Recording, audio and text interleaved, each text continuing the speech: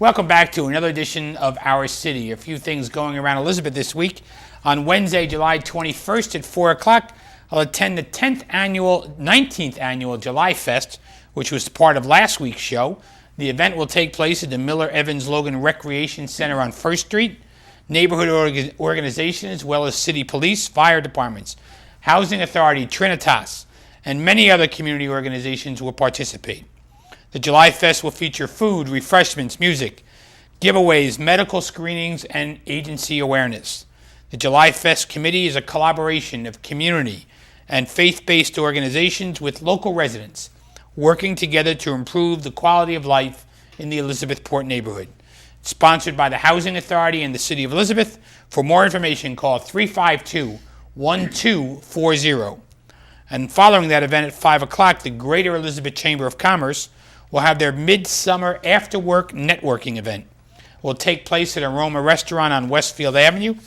And for more information, you may call Myra Santana at 355-7600.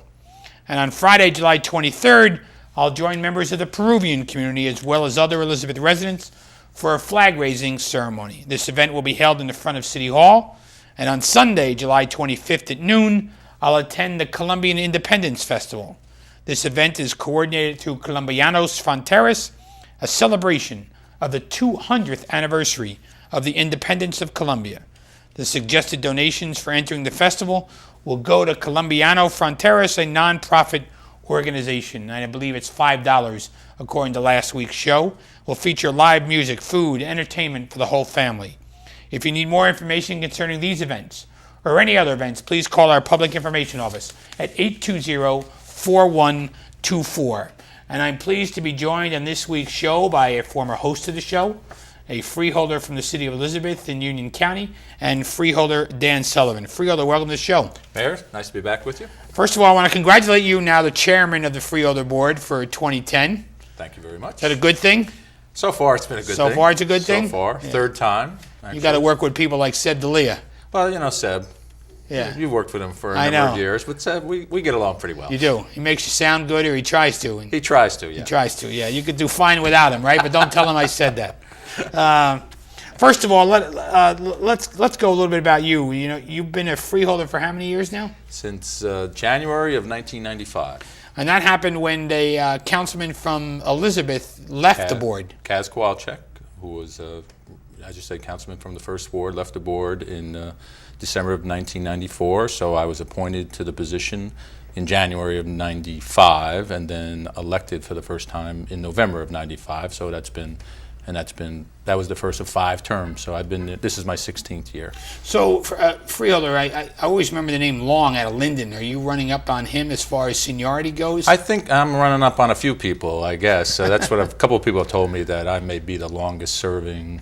I guess they'd have to go back a little bit to find out. But like I said, this is my 16th year. And well, it's a commitment to public service that absolutely that resonates with not only you, but your commitment to the community as well. Well, and as you know, I was fortunate enough to serve on the Board of Education for 4 years, starting in 1993. So for a couple of years, I did both of those together, and that's why they have those laws not to have 2 public positions, because that was difficult. And I left the board in 97, and I, as you said, been a freeholder since 95. And as we said, this is my 3rd time as freeholder chairman. And that's probably is a record in itself. I mean, serving as chairman of the board. And in this year's speech on January 1st or thereabouts, when you announced the priorities for the year, you talked about Go Green Year 3. And the county is a leader in this effort. Maybe you could tell us what the county's doing. Yeah, Mayor, we've got a lot of initiatives, and we've followed up as Go Green 3. It's a 3rd year we've been doing this, and we're trying to be a leader in the state in terms of environmentally friendly projects and working with the environment, and making sure everything we do has an environmental theme to it. One of the things that we do in our design of our buildings is the LEED standards. That's the Leadership in Environment and Energy Design. So we've had a number of new buildings. The Kellogg building in Elizabeth, for instance, that was only opened last year. The county building out in Westfield. environmentally friendly designs, kind of the things like, when you walk in the room, the lights go on automatically, come off automatically. We have bicycle racks to encourage, that kind of clean transportation. And a lot of the materials they use are kind of recyclable things so that we don't hurt the environment, and we try to have buildings that are friendly. And Freeholder, the Kellogg building you mentioned is actually the home of Union County College. Correct. And how's that working out? Is it the college will be in full tilt, I believe, this September? That's correct. There's a lot of things going on with the college, and I'm sure you know they just appointed a new president, Margaret McMiniman, who I just met the other evening, succeeding Tom Brown. So there's a lot of things, and I think certainly the building there, the nursing school, and a lot of other things that are going on in that building. It's a beautiful building. It was many, many years in the making. So I think this year, come September, we'll really see that building in full swing. On July 9th, we opened a brand new park in the Fifth Ward here in the city of Elizabeth called Greer Playground. And Greer was actually the mayor in 1892, 100 years before I took office. I don't remember him. You don't remember him? Well, that's good. Seb probably served in his cabinet. I think he did. He was the first PR guy for Joseph Greer, the mayor of Elizabeth. Can you tell us how the county was involved in making this project a reality? Well, that was through the Open Space Trust Fund, and specifically the Kids Recreation Trust Fund. We provided $100,000 that the city applied for, and that went for a lot of the construction. So we were a good partner, I think, in that. And that's another example, I believe, how we partner with the city and the rest of the towns in the county to bring projects like this to fruition. And Freeholder, the county just completed the reconstruction of an important bridge in the port. Tell us a little bit about that bridge, because that clearly causes an issue with commerce in our city. That's the South First Street Bridge. And when we talk about old things, it was probably around when Mayor Greer was mayor. I believe it was constructed in 1908. So the bridge was not over. long after. Not long after. He might have been out by then, but it was certainly right after that. So you had a bridge there that was over 100 years old. We were very fortunate.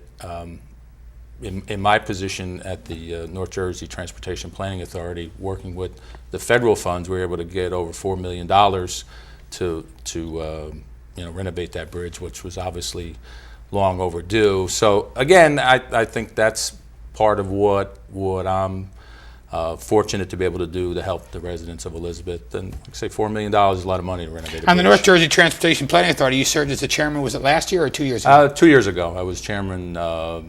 Like I said, that was a 2-year term. And there are many, many millions of dollars that come through that organization that we're hopefully able to direct. Some of the federal money that we can talk a little bit about that's come from President Obama in terms of some of the projects that we have in the city. But it's probably one of the most powerful committees that people really don't know about because of so much funding. It has to approve the funding for New Jersey Transit. It has to approve the funding for New Jersey Department of Transportation.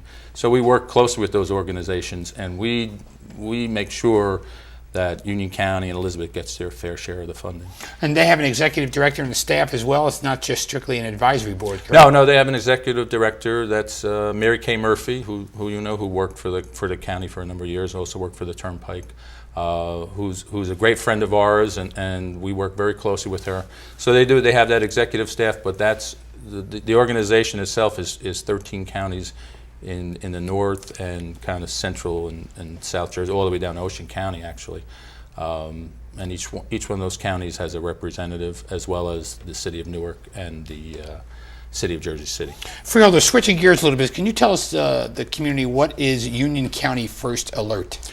Union County First Alert is a program that we've come up with that will provide exactly what it says, an alert to the residents of Union County for those who sign up when there's any kind of disaster or warnings that we have to get out. It could be something as severe as a severe thunderstorm, but it's a process where you provide information, either your email, your cell phone, your home phone, those type of things, so that when we have some type of situation where we need to get information out to people, that alert goes directly to those devices, your BlackBerry, your cell phone, and you can find out, okay, there's a problem there, or there was a severe accident on Route 1, or any of that type of information, because there's so many ways to get in touch with people these days. So First Alert, we found people want information. It's a difficult, how best to get that information to them. And with so many avenues to get that, that's what First Alert does. Something like Nixle and some of those other communications Correct. messages, and goes directly to a home phone or a cell phone. Right, and it'll actually go to multiple devices. So if you sign up and you put your home phone, your cell phone, and your BlackBerry, it'll go to all those devices to ensure that you get the information that's necessary. And we've had, probably at the rate 75 to 100 people a day, we already have several thousand people.